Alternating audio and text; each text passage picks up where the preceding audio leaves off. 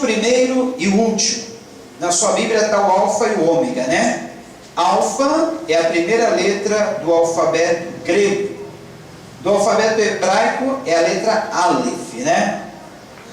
Agora vocês sabem, né, Aleph? O seu nome quer dizer a primeira letra do alfabeto hebraico. No grego é alfa. No hebraico, Aleph, tá? Então quando Jesus fala, eu sou o alfa, ou Aleph, e o ômega, quer dizer, ele é a primeira letra e a última do alfabeto hebraico. Ou seja, ele é o princípio de todas as coisas, porque todas as coisas foram criadas por Jesus e através de Jesus, e ele é o fim de todas as coisas. É ele que vai dar o desfecho final na história da humanidade. Ele criou o mundo, criou os homens, criou tudo que há, e ele mesmo conduz a história e vai dar o desfecho final a ela. Vocês viram no filme que nós passamos? Foi a terceira parte. Semana que vem a gente passa mais um pedacinho, cada semana 10 minutos, tá bom? É um filme muito interessante. Vocês viram que João, na visão, ele viu um livro selado com 7 selos. E ninguém na terra, debaixo dos céus, era digno de abrir os seus 7 selos, desatá-los e entender o seu significado. O que era aquele livro selado com 7 selos? É o livro que contém o desfecho final da história da humanidade. Essas coisas que nós estamos vivendo hoje estavam escritas naquele livro. E naqueles dias ninguém podia abrir. Mas quando João chorou e chorava muito porque ninguém era digno de abrir o livro, o anjo diz: não chore, João, porque o Cordeiro que foi morto, o Senhor Jesus Cristo, ele é digno, ele é o único digno de abrir o livro, desatar os seus 7 selos e dar o desfecho final à história da humanidade. Porque ele conquistou para si esse direito quando ele morreu na cruz por nós. Ele pôde conduzir nas suas mãos o rumo da história. Ele está conduzindo nas mãos fortes e poderosas dele o rumo da história que nós estamos vivendo. Esse mundo, esse universo, não é uma bola de futebol que o Criador chutou pelo universo, chutou pelos ares e deixou aí ao léu, sem destino, sem rumo.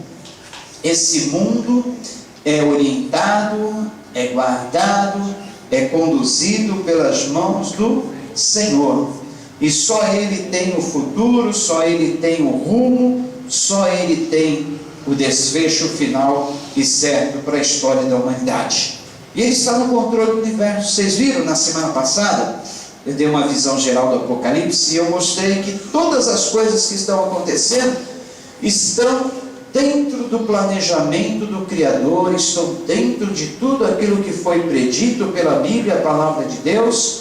E se até hoje nenhum tio, nenhum iota, a menor letra do alfabeto grego caiu, todas as coisas que estão escritas que deverão acontecer, vão acontecer, e nada e ninguém vai impedir. Então o anjo, ou pastor da igreja de Esmirna, escreva isso. Isto diz o primeiro e último, que foi morto e reviveu. Eu sei as tuas obras, e tribulação, e pobreza, mas tu és rico. E a blasfêmia dos que se dizem judeus e não são, mas são a sinagoga de Satanás. Nada temas das coisas que hás de padecer. Eis que o diabo lançará alguns de vós na prisão, para que sejais tentados, e tereis uma tribulação de 10 dias. Sê fiel até a morte, e dar-te-ei a coroa da vida. Quem tem ouvidos, ouça o que o Espírito diz às igrejas. O que vencer, não receberá o dano da segunda morte. Amém? Queridos, a igreja de Esmirna ficava numa cidade rica. Era uma cidade que tinha minas de ouro descobertas entre as cordilheiras que formavam aquela cidade. Só que a palavra que o Senhor transmite a eles: eu sei as tuas obras, e tribulação e pobreza. e entre parênteses, mas tu és rico.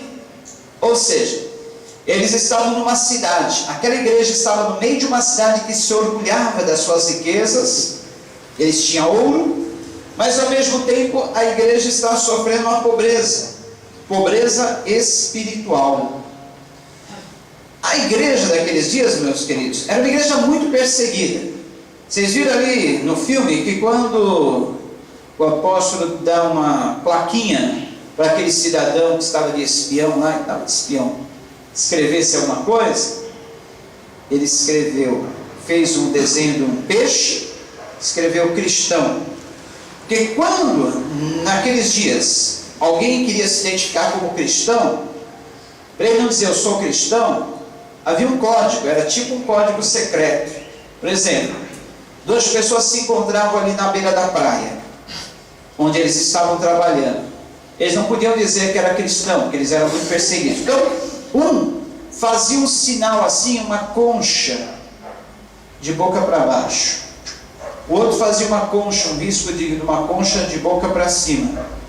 As duas conchas, assim mais ou menos, formavam o desenho de um peixe.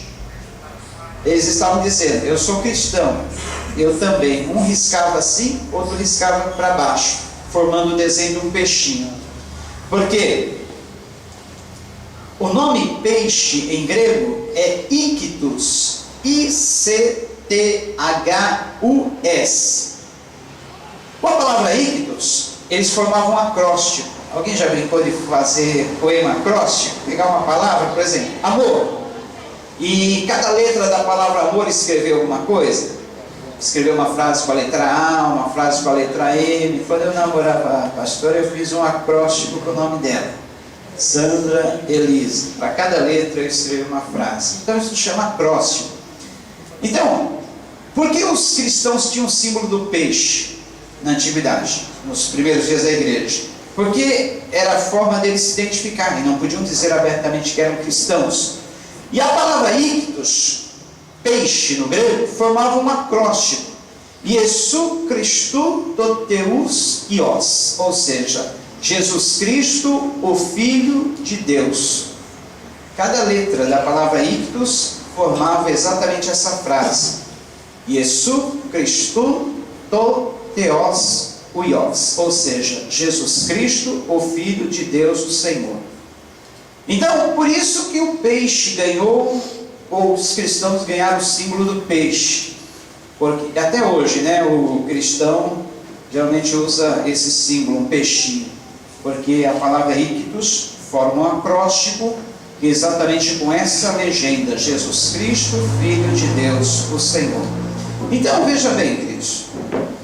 A igreja de Esmirna era uma igreja que estava numa cidade que se considerava rica, porque eles tinham ouro, era um centro comercial importante da antiguidade, só que eles estavam sofrendo uma pobreza espiritual.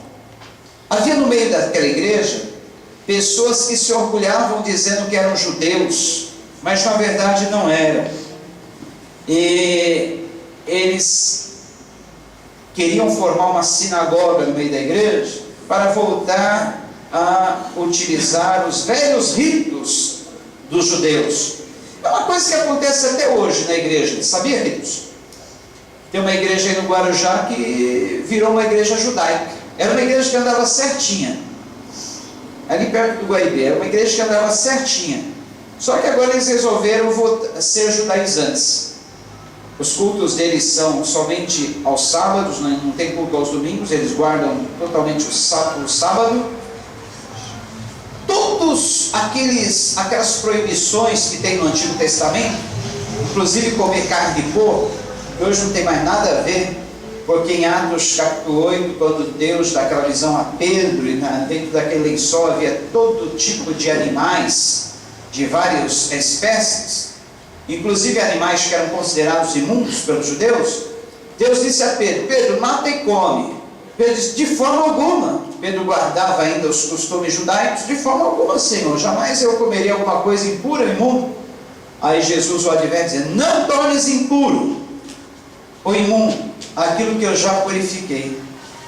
Mais adiante, Paulo, que foi o grande apóstolo que encaminhou, que orientou a igreja, para a igreja não se tornasse uma seita judaica, mas tivesse a sua diferenciação.